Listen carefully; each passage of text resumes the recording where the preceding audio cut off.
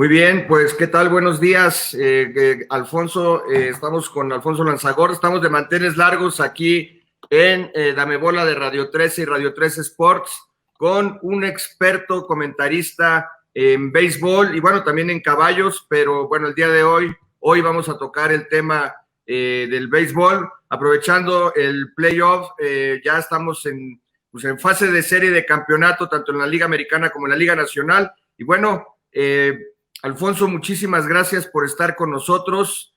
¿Cómo te encuentras hoy? Muchas gracias, Federico. Pues experto de qué, hombre, si estábamos igual de muertos, jugamos en el mismo lugar cuando éramos niños, en la gloriosa Liga Olmeca, u Olmuerta, por admitir a personajes como nosotros y porque por ahí la presidió el muerto más vivo del béisbol, mi buen amigo Carlos Fragoso, hace no mucho tiempo. Exactamente, pues sí, pues ahí tuvimos el gusto de conocernos y de ser rivales en aquellos equipos en el campo 2, me parece, ¿no? Un campo muy con grandes recuerdos me trae, ahí en el Nayarit, tú estabas en el Mazatlán, y bueno, desde cuando ahora te veo en Fox Sports narrar béisbol y comentarlo, pues me acuerdo de si yo lo conozco, yo conozco a Lanzagorta, y bueno, vamos a hablar del tema que nos apasiona, Alfonso. Pues tu niñez, ¿cómo empezaste? Bueno, ya lo estamos platicando un poco en esta charla. Empiezas en la Liga Olmeca, pero platícanos tú cómo inicias por este amor por el béisbol. Pues mira, si te cuento la primera anécdota de contacto que pude tener con el béisbol, te morirías de la risa, ¿no? Vaya, cuenta mi padre, secundado por los dos personajes que le acompañaron en aquella fausta ocasión, lamentablemente los dos ya muertos, un par de tíos míos, uno de ellos que fue pues como un abuelo para mí, el general Humberto Rebolledo. Cuentan que tendría yo 4 o 5 años y empecé, pues como todos los niños, ¿no? A fastidiar con que quería ir al béisbol. Digo, a la familia siempre le ha gustado, por supuesto, queriendo que no, familia de veracruzanos también con algún pasado en Cuba, pues era más o menos natural, ¿no? Entonces, tanto fastidié que ya sabes, llevan al pequeño engendro al Parque Deportivo del Seguro Social, todavía escogen me parece que un Diablo Sultanes que venía don Héctor Espino y no sé qué, ¿no? Para que viera batear Espino. Total, pasa la parte alta de la primera entrada, nada más observando, de aquellos tratando de explicarme. La parte baja y le digo, oye, y de esto se va a tratar, o sea, son 9 de estas. Vámonos a la fregada, hombre. De ese tamaño estuvo el asunto, ¿no?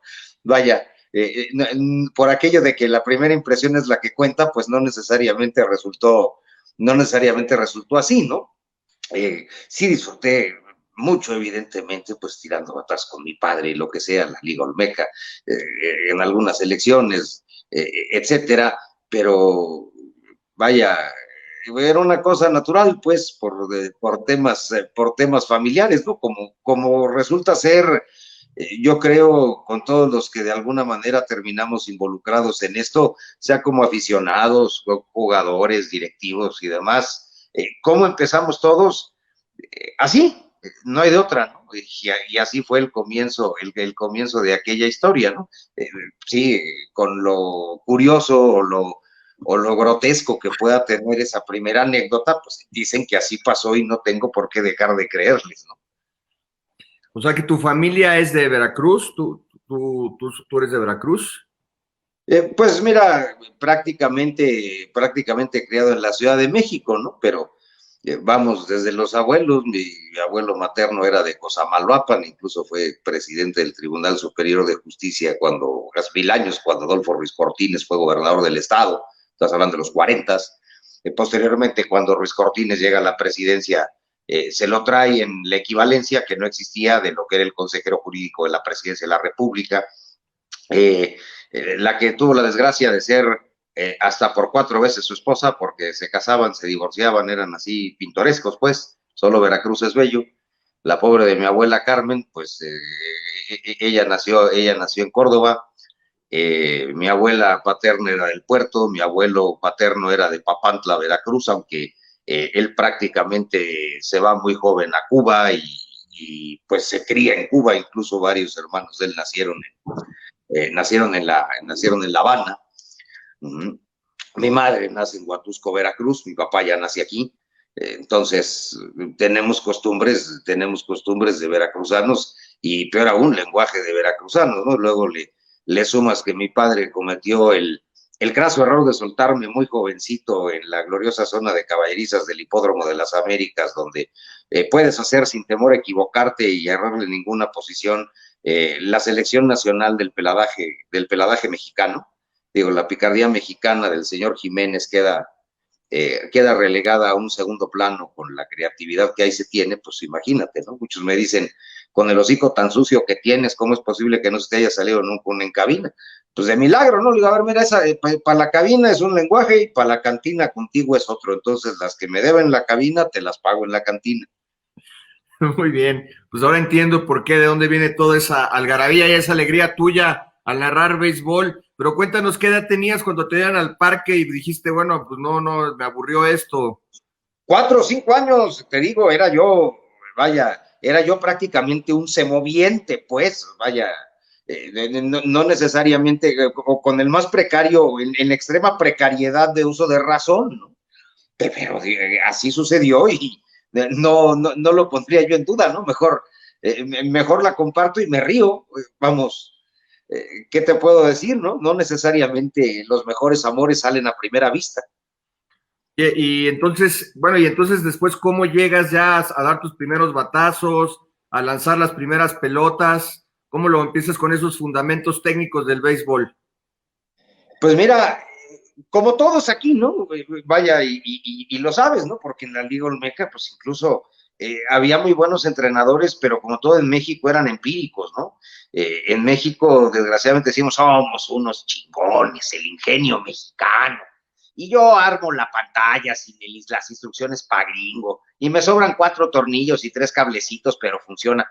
Sí, baboso, nada más que, pues, el tema es que si lo hubieras armado con las instrucciones pa' gringo, la pantalla te duraría las 10,000 horas que dice el fabricante y no las 4,000 que termina durándote armándola, pero funciona como la armaste. Entonces, por algo, sí, normalmente lo verde y lo pavimentado están después de un edificio que dice United States Border Inspection Station. Entonces, en la Liga Olmeca, no sé si te acuerdes de Danilo Linares, que en paz descanse, un No. cubano de color, que además yo creo que es el bateador con más poder que he visto en mi vida, era impresionante lo de Danilo. Después con él me fastidio el brazo en alguna selección y luego me lo encuentro varios años después en la Facultad de Derecho, donde el negro Dávalos, bueno, José Dávalos Morales, el doctor José Dávalos Morales, pero para los cuates el negro Dávalos, vaya, muy airadamente me obligó a organizar un equipo para el Interfacultades donde Derecho pues no jugaba, se juntaban ahí con los de cafetería y hierbas y vaya, me armaban lo que fuera con 3 o 4 facultades, ¿no? Entonces, bueno, armé un equipo, una colección de borrachos impresentables, entre los cuales, por supuesto, me contaba, pues para mandar, pues hay que saber obedecer, y yo en aquel tiempo obedecía con singular pasión y alegría. Y de repente me encuentro a Danilo, que estamos practicando en el campo, y me dice, tú come, ya sabrás, ¿no? En beisbolés, ¿no? Sí. ¿Por qué no ha venido a la sección de la UNAM? Digo, a ver, oye, a ver, compadre, pues sabes cómo tengo el brazo, hombre, pues no te sirvo ni para cargar las pelotas, hombre. Me dice, ¿quién te dijo que quiero que piches? Yo te quiero de coach de picheo. Ya, caray. Bueno, y entonces me puse a pensar, pues estaría interesante, pero ¿con qué barbas le digo yo a alguien hace esto así? ¿Por qué? Pues porque me lo dijo Mauro Ruiz, o porque yo digo que es así, por mis muy puros e ilustres, pues no puede ser así, ¿no? Entonces, bueno, pues de entrada, pues partiendo de la errónea premisa que en México no existe de que los maestros deben actualizarse. No había internet, vaya, te hablo de principios de 1990. Pues viajaba mucho a Estados Unidos por temas de cabeza en aquella ocasión y vacié las librerías que encontré en San Diego, California, de todos los libros técnicos que había de béisbol. No regresé con menos de 30 y empecé a leer. Y dices, mira, si hubiera sabido esto, hubiera sido mejor. Ah, mira, si hubiera sabido esto, no me hubiera lastimado. Ah, mira, esta, si se lo hubieran dicho a no sé quién, a lo mejor hubiera llegado a profesional o incluso a grandes ligas, ¿no? Te das cuenta de lo muy poco que sabemos de béisbol en México, de nuestra proverbial precariedad de fundamento y de las consecuencias de no leer pues, las instrucciones para gringo, ¿no? Entonces dices, pues esto es valiosísimo y sigue leyendo y no leas nada más de un coach, ve esto, ve aquello, ve lo de más allá. ¿Por qué? Y ya después de eso, circunstancialmente, que bueno, con la UNAM en esa posición, que estuve cosa de un año, no nos fue mal, hubo mejoría en la gente que tuve a mi cargo.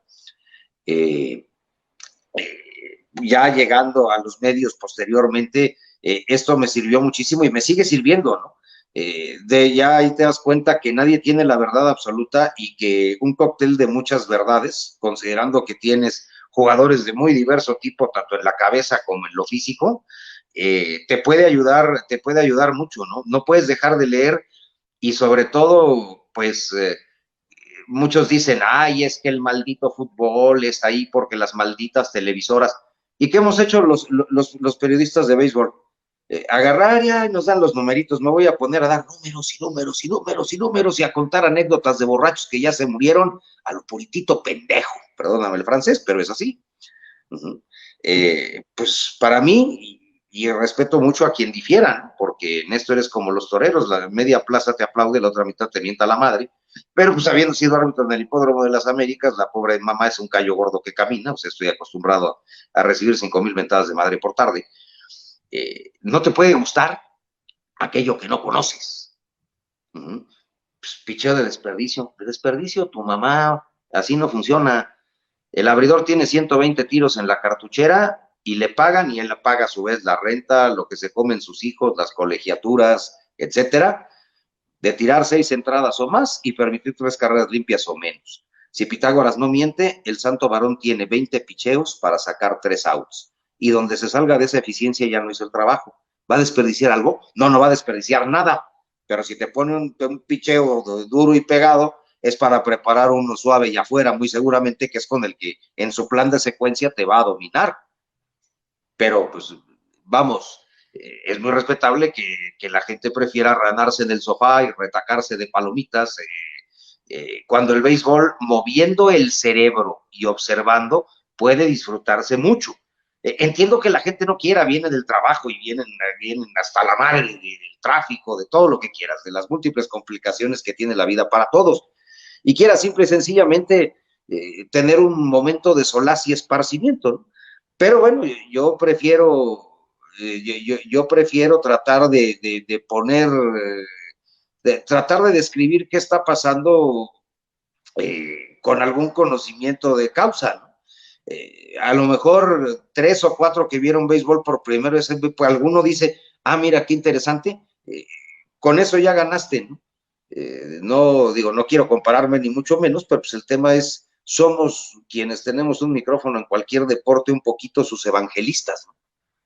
Entonces, es como en la iglesia, ¿no? Si tienes un sacerdote o un obispo que no es pastoral, que es de escritorio, bueno, tendrás una feligresía de su casa o de escritorio, ¿no? No van a ir a la iglesia por hacer un símil que quizá pueda resultar desafortunado.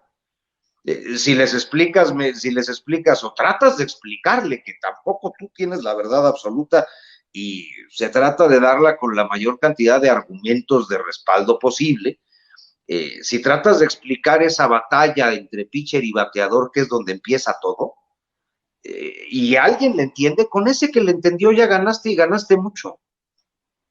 Claro, bueno, tú acabas de decir cosas bien interesantes. Bueno, se sabe que el béisbol se dice que es el rey de los deportes, es un deporte matemático, has hablado de libros, pero, y que, bueno, yo he sabido que el béisbol, dicen quienes lo amamos, hay que mamarlo, y se mama desde niño. En mi caso personal, pues yo lo empecé a amar a través de los batazos y de lanzar la pelota y de sentir esa adrenalina, esa excitación cuando conectas un buen batazo y la ves volar la pelota al jardín. En tu caso, creo que fue similar, pero lo combinaste o lo has combinado muy bien también con el tema de la academia, de la cátedra del béisbol, ¿no? Pues mira, a lo mejor desde mi muy perversa mentalidad de abogado, ¿no? Yo más que los batazos, eso disfrutaba de hacer la mala acción, pues. O sea, a ver, la mentalidad retorcida del pitcher, que es un mentiroso profesional, o sea, los pitchers, los políticos y los abogados tenemos 9 mandamientos, ¿no? No mentirases, no comerás, acabando pronto, ¿no? Entonces, es tener el perverso placer de fastidiar al otro, de ganarle con la cabeza. Vaya, puede sonar muy siniestro, pero me dices, eso era lo que a mí me gustaba, ¿no? Es de saber dónde puedo ponerme o qué puedo hacer sin llegar a la trampa y esas cosas, qué puedo hacer para tener alguna ventaja, la que sea, sobre este cuate. Claro, tu motivación era dominar a los bateadores como pitcher. Cada quien tiene sus motivadores y muy válido, ¿no? El béisbol es como hablábamos ayer, si no existe el rival, pues no tiene ningún sentido. Entonces, en este caso, Alfonso, entonces, después estudias leyes, ¿no? Estudias leyes y cómo llegas tú a los medios de comunicación, cómo se da esta entrada a lo que hoy también, digamos, entiendo, ejerces la abogacía, pero también estás en Fox Sports como comentarista. Sí, mi core business es la ley, ¿eh? Esto es una bola de estambre que deja dinero, los medios no dejan de ser instrumentos de control y pues también por eso luego no tengo trabajo en el béisbol nacional y cosas de esas, ¿no? O sea, mi estilo no es para cobardes y a los directivos francamente les da pavor, ¿no? Porque he decidido no vender quién soy y lo que está mal, ¿no? Vaya, los esteroides, pues ten cuidado, mano, porque luego estar diciendo no pasa nada cuando de manejarlos con caballos, te puedo decir que aún en caballos son de manejo de mucho cuidado, y ver que en Dominicana, incluso en México, les decían, métete esto y llegas a grandes ligas. Oye, ya le explicaste que es más probable si se toma esto, que se muera de cáncer, de insuficiencia renal, una insuficiencia cardíaca, a que llegue a grandes ligas. ¿Es neta que vamos a permitir eso? Yo no, man, espérame. Yo no. Eh, hay cosas que me pueden resultar absoluta, completa y reverendamente inaceptables, ¿no? Eso no lo aceptan el establishment, los señores directivos. Yo sigo viviendo de la ley. ¿Para qué? Para que no me agarren por hambre, acabando pronto, ¿no? Entonces, sí, diciéndolo como es, ¿no? Sí puedo ser como Lorenzo Garza en Los Toros, el ave de las tempestades. ¿Cómo llegué a los medios? Como abogado primero y como el burro que tocó la flauta después, ¿no? Resulta ser que un excuñado ya fallecido lamentablemente, Jorge Rojas, representaba en aquellos lejanos tiempos a una empresa, me parece británica, de software, y de repente le hace a través de al Heraldo de México una venta de más de $1 millón, ¿no? Y entonces, bueno, pues no, obviamente no tenía abogado, pues a quién agarró, pues al idiota del cuñado que le cobraba barato, ¿no? Y oye, pues esto es un problema grande, ¿no? Porque hay que ver quién se capacita, qué alcances tiene, definir muy claramente del contrato para qué sirve y para qué no sirve.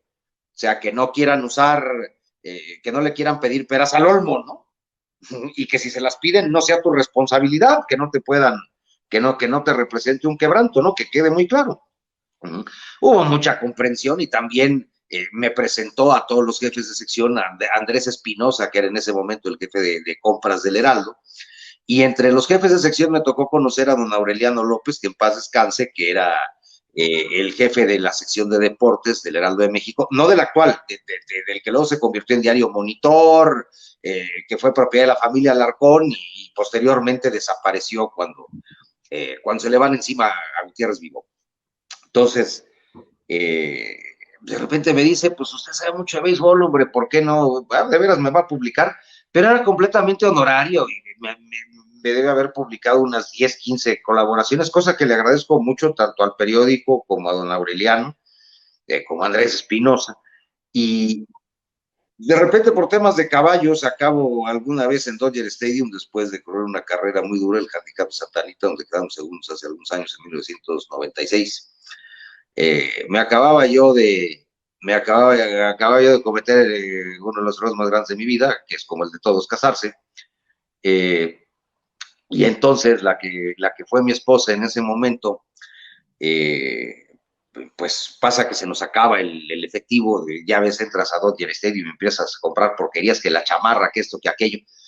Digo, oye, pues, y no eran los tiempos, no eran los tiempos actuales en que, vaya, no necesariamente todas las tiendas de Dodger Stadium tenían terminales, ¿no? O sea, por raro que parezcan, pues a buscar un cajero, pues el que más cerca quedaba estaba, y yo ni cuenta me había dado enfrente del palco de prensa, y de repente llega, ya les toqué la puerta a Jaime Jarrín y a René Cárdenas. Ah, bueno, pues, feliz Navidad, ¿eh? Que eran quienes se hacían cargo de las transmisiones de los Dodgers. Don Jaime sigue.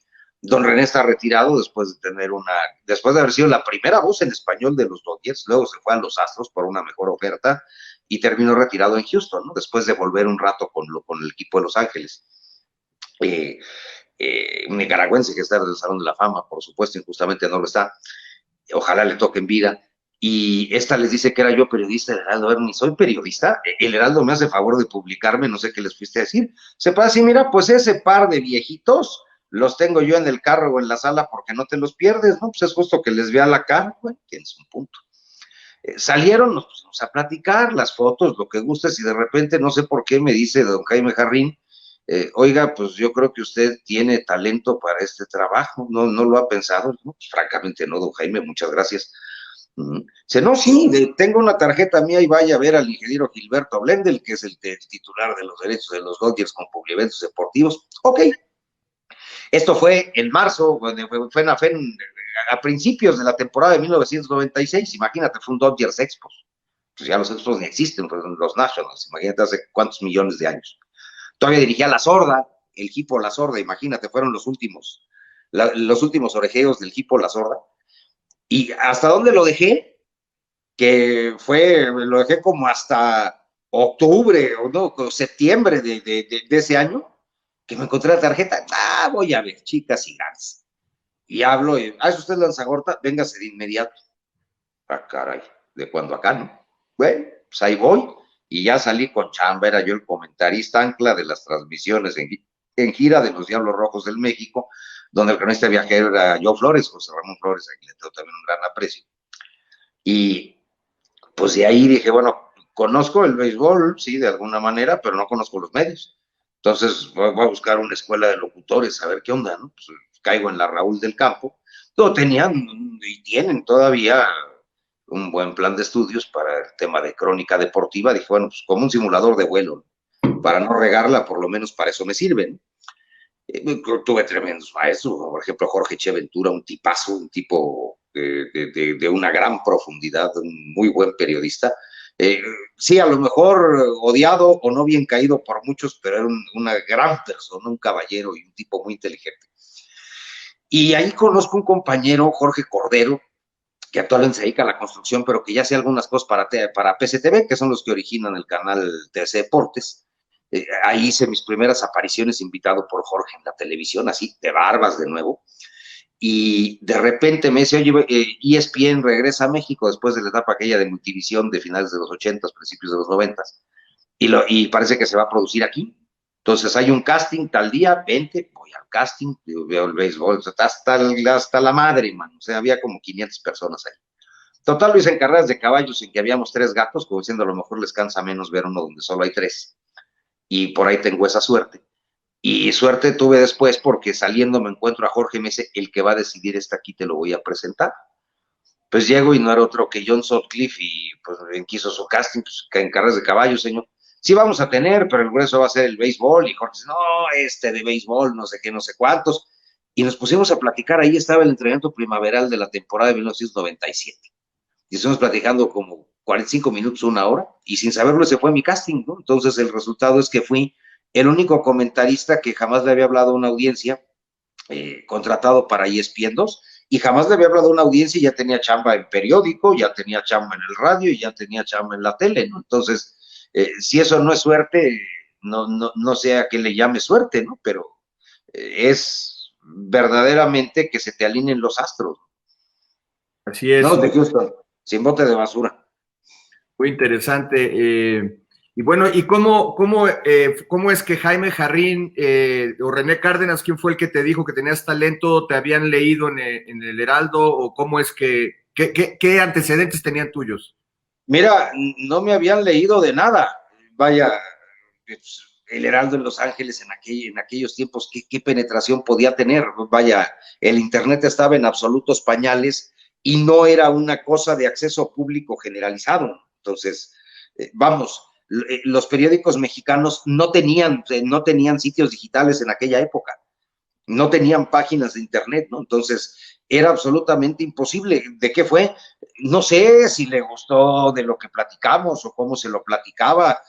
Vamos, como alguna vez don Tomás López Altamira, que es el hombre de quien aprendí todo lo que sé de caballos y que fue entrenador de muchos animales de mucho renombre, Plucky Flag, la primera triple coronada de 1945, ganador del Handicap Las Américas con Jyoland, ganador del Clásico del Caribe con Nacosa, etcétera, y de algunos clásicos en Estados Unidos. Usted sería un buen entrenador de caballos, le voy a enseñar. Vamos, como puedes ver un poquito o puedes intuir que alguien puede tener talento para hacer lo que haces tú, ¿no? ¿De dónde sacó Jaime Jarrín que podía yo tener talento para dedicarme a esto? Francamente no lo sé, ¿no? Porque ¿qué tuvimos? Una conversación de no más allá de 10 minutos, 15, afuera del palco de prensa de Dodger Stadium, ¿no? Que le agradezco mucho la deferencia a dos tipos que pueden estar entre los 100 hispanos más influyentes de los Estados Unidos. Así es, Jaime Jarrín, me parece que con esta es su temporada número 63 o 64 entre... Es el comentarista, lo que llaman longest tenure, el comentarista que tiene más tiempo en activo, y más aún con un mismo equipo. Así es, y aparte lo más vaciado es que es ecuatoriano, en Ecuador no se practica mucho béisbol como en otros. Él era locutor comercial, él comienza como locutor comercial, y la primera voz de los Dodgers, y de hecho, el primer comentarista sobre la base de cubrir todos y cada uno de los juegos del equipo, es decir, toda la temporada. El primer comentarista de un equipo en otra lengua que no fuera el inglés en la historia del béisbol es el nicaragüense René Cárdenas. Exactamente. Y fue con los Dodgers. Sí, obviamente te hacían Felo Ramírez y Bocanel la Serie Mundial y Musiolo a Cavallerí, todo lo que quieras. Pero sobre las bases de te vas a fumar y vas a hacer todos los juegos del equipo, el primero en la historia, en cualquier lenguaje, aparte del inglés, obviamente, ¿no? En hacer eso fue el nicaragüense René Cárdenas. Así es, René Cárdenas en eventos deportivos, me acuerdo en los años 80, en la radio AM en México, no recuerdo de la estación, podías escuchar los partidos de los Dodgers y a escuchar a René Cárdenas y Jaime Jarrín, como dices, René ya retirado, Jaime Jarrín en su temporada 63 años narrando en español a los Dodgers, también su hijo ahora, Jorge Jarrín, y ahora lo podemos escuchar en la aplicación MLTV, ¿no? Pues muy interesante cómo empiezas, Alfonso. Y bueno, yo te he visto, te he escuchado tus frases desde mi punto de vista y mis compañeros también en Dame Bola de Radio 13, pensamos que eres el mejor narrador y el mejor comentarista actualmente en el béisbol, el que más entretiene, sin duda alguna. Acabas de mencionar a dos grandes, pues tú ya eres una leyenda viviente en el béisbol mexicano, aunque digas que no, esa es falsa modestia. Última llamada, misa en el infierno. En la hora de vencer o morir, victoria y derrota cabalgan en cada lanzamiento. Jorobota, por favor, y suficiente. Carlos Correa se escribe con K. Slider se la come completo. 9 no fueron suficientes. Agarrados, Astros y Yankees, 2-2. Vámonos a entradas extras. El béisbol es como la misa, Alfonso. Muchos asisten, pocos se entiende.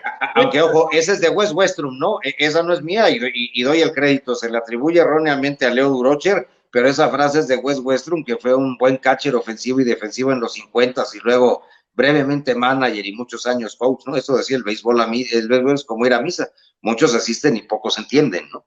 Sí, procuro dar crédito cuando me acuerdo quién dijo frases que no son mías, ¿no? Pero pues, mira, lo dicharachero me viene del Hipódromo de las Américas, ¿no? A ver, para que veas ahí lo que es normal y me entiendas.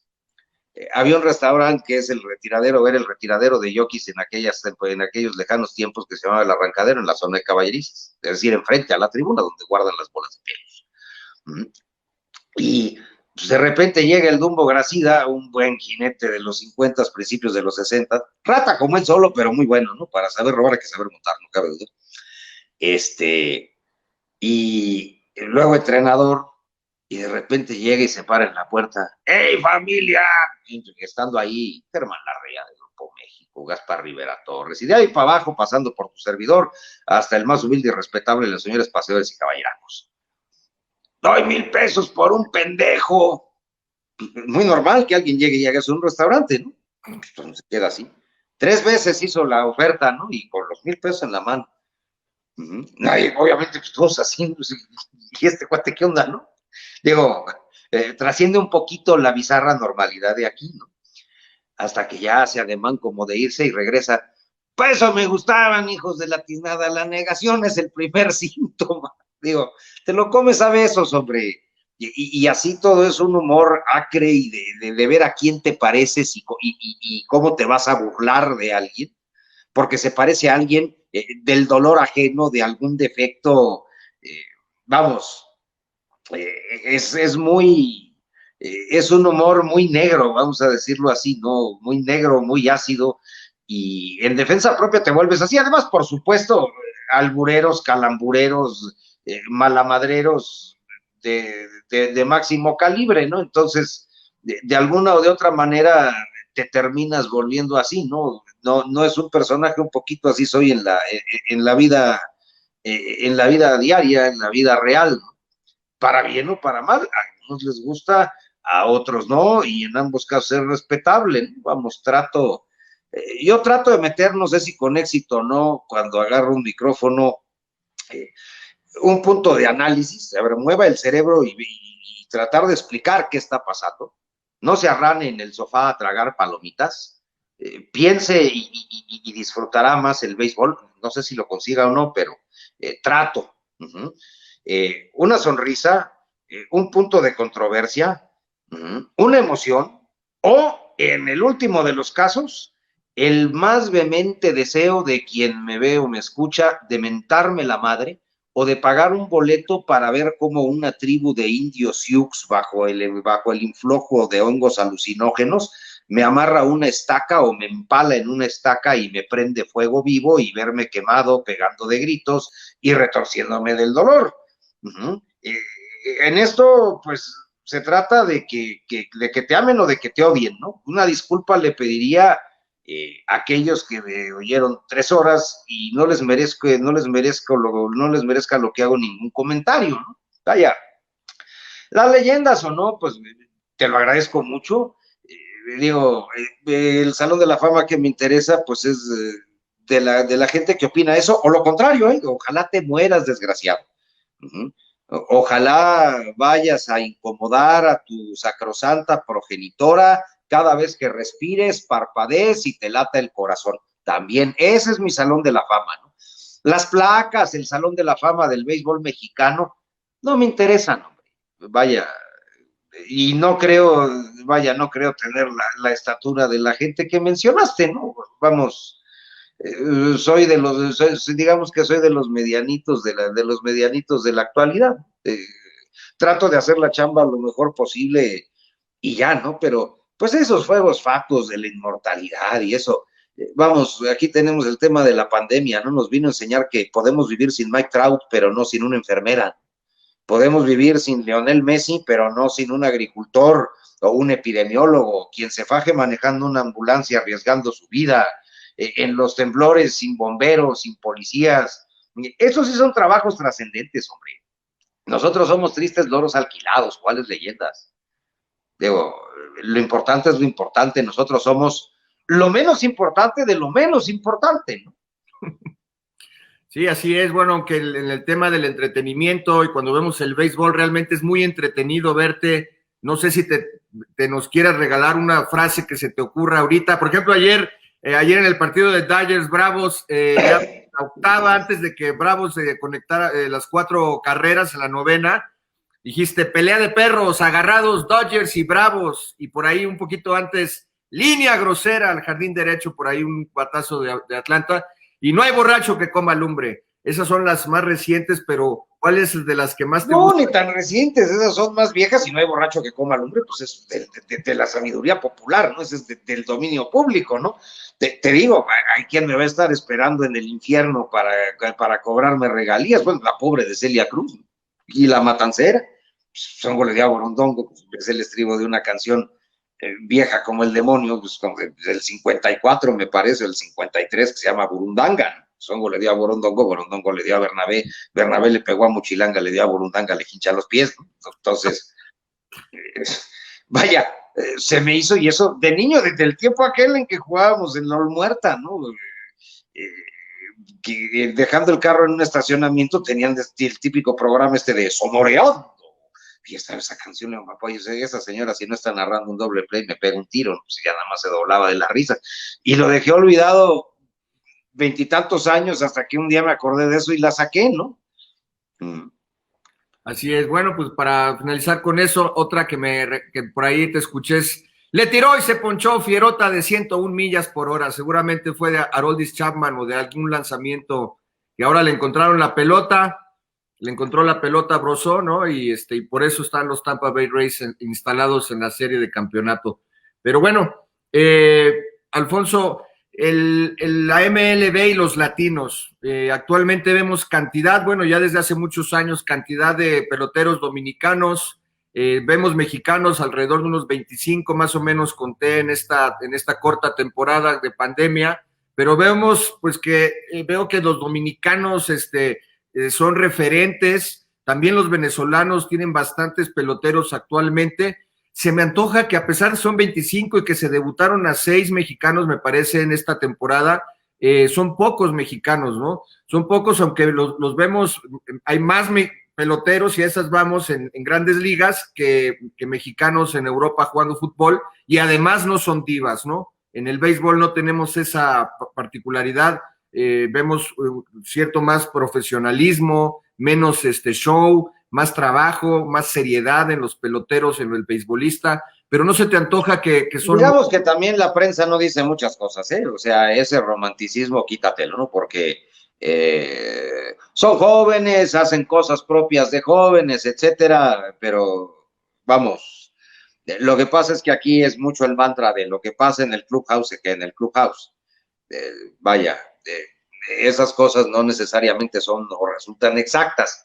Sí, debutan muchos mexicanos en mucho gracias a la pandemia, ¿no? Vaya, pensar que Víctor González, que estaba el año pasado en Rancho Cucamonga, que es la clase A avanzada de los Dodgers, iba a llegar este año, francamente no. Lo agarran porque dicen, pues medio promete, pues medio jálalo, si medio está en forma, que venga, ¿no? Y además, de alguna u otra manera quiere jugar, lo que sea. Hay muchos debuts que resultan circunstanciales de mexicanos, ¿no? Que no estaban en el radar para debutar en el futuro cercano, ¿no? Entonces, ¿por qué tenemos menos que Venezuela y que la Dominicana, e incluso Puerto Rico? Además, considerando las poblaciones, ojo, que no es asunto menor, todos ellos países con menos población que México. Son muchos factores. Número uno, tenemos una población afroamericana de raza afro muy reducida, a la que no hemos puesto de alguna manera, no le hemos dado las facilidades para que juegue béisbol. Vamos, por temas históricos, aquí no trajeron en esa desgracia y mezquindad que fue la esclavitud, no fue necesario traer esa mano de obra, esa mano esclava, en las cantidades en que fue necesaria en el Caribe, ¿no? Pues aquí, desgraciadamente, había grandes concentraciones de población indígena que, a diferencia de las tribus del norte, de los indios de los indios de las planicies en los Estados Unidos, que defendieron con todo su tierra y no cooperar hasta que fueron prácticamente masacrados. Aquí hubo una simbiosis prácticamente desde la conquista, ¿no? Como decía, me parece, Vasconcelos, es un país donde la conquista lo hicieron los indios y la independencia los españoles. Bueno, por esas razones que tenemos una población de raza afro muy pequeña comparada con la de estos países, e insisto, a la que poco partido le hemos sacado en el deporte. Dos, las condiciones económicas históricamente han estado un poco mejor aquí. Tres, la Liga Mexicana es una catedral de mediocridad, si hay que decirlo, es una zona de confort, ¿no? Dices, no me gusta el inglés, y en las menores son unos desgraciados. Pues en las menores le dicen, mira, aquí vas a estar viviendo con 8 en un departamento, vas a ganar ni siquiera lo que gana un cajero en el Walmart, y ¿quieres salir de esta porquería? Ponte a batear, papito. Si no, mira, llégale. Esto es para que llegue uno, se ponga a batear y llegue el que sigue. Esto es un molino de carne. No me interesa en un equipo de ligas menores en Estados Unidos tener a un jugador 15 años aquí. Me interesa que así como llegue, si tiene hambre suba, el que no tenga hambre, que se largue a su casa. O eventualmente que se vaya a jugar béisbol a la Liga Mexicana, ¿no? Y aquí dices, ¿sabes qué? Pues en la Liga Mexicana gano bastante más que en las menores, estoy en mi país. Y es una decisión muy personal de cada quien y muy respetable, ¿no? Pero teniendo esa alternativa, además, controlada, como estuvo de hecho hasta hace muy poco tiempo por el tema de las actas de nacimiento, pues mira, pues siendo mexicano tengo más chance, ¿no? Porque pues tienen que agarrar el 70% del roster de mexicanos a fuerza, porque eso dicen los famosos estatutos. Entonces, sí se creó, no necesariamente, no se puede decir que la Liga Mexicana haya sido de ayuda, ¿no? Sí, ha ayudado a algunos a llegar y lo que sea en materia pues de darles juego, sí, de cierto desarrollo, pero realmente ha sido un inhibidor del hambre que tiene el venezolano, que no tiene liga de verano, el puertorriqueño, que no tiene liga de verano, el dominicano. Otro tema también, allá se dieron cuenta que si le quieren vender a Major League, tienen que leer y seguir las instrucciones para gringo. ¿Por qué? Pues porque el cliente es gringo. Los instructores mexicanos simplemente no leen y no se actualizan. Entonces, ellos copiaron y venía gente de grandes ligas, oye, papá, ¿así está bien o qué le muevo a la academia? ¿Y ahora qué quieres que enseñe? Y esto se enseña así y esto se... perfecto. Tú dices que así y asado, pues así y asado. ¿Por qué? Si yo le quiero vender algo a un cliente y me está pidiendo un sillón negro, no, te tengo esta silla de madera azul. No quiero una silla de madera azul, estúpido. Quiero un sillón negro. ¿Qué parte no entendiste? Bueno, la parte que no entendemos en México. Esa es la razón por la cual México, con todo y que tiene más población, o las que yo podría ver, no exporta liga mayoristas, ¿no? Además, tienes el caso de Estados Unidos, que tan hacen las cosas diferentes, porque pues ir a la universidad allá vas a la universidad por 3 cosas. Tienes la cartera muy gorda, el cerebro muy rápido, o mueves tus augustas tepalcuanas de aquí a allá, y allá son 60 yardas en 6.6 segundos, o vas a ser taxista o vas a ir al community college, pero universitario no vas a ser. Entonces, que el niño sea atleta es verdaderamente un negocio, y ya desde los 11, 12 años los tienen con ventosas y con sensores y con pelotas que te dan información de rotación de lanzamiento y el movimiento y la velocidad y no sé qué. Aquí no trabajamos con eso. Allá Little League tiene una aplicación donde te puede dar el hitting chart de un chamaco de 11 años. Aquí vivimos en las cavernas. Entonces, si no sistematizas información, al entrenador le cuesta más trabajo. Dice, a ver, espérate, pues este muchacho está jale la bola.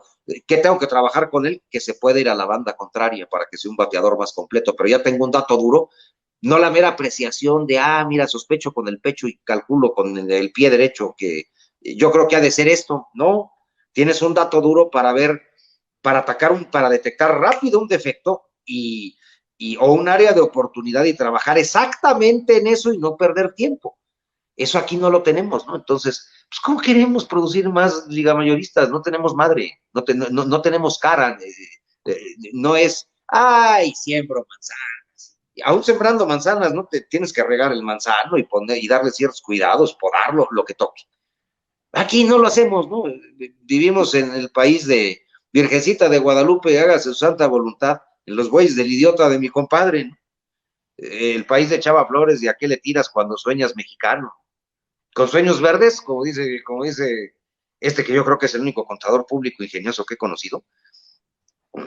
Eh, ¿a qué le tiras cuando sueñas sin cumplir, no? O con sueños verdes solo pierdes el camión, pues en eso hemos perdido históricamente el camión.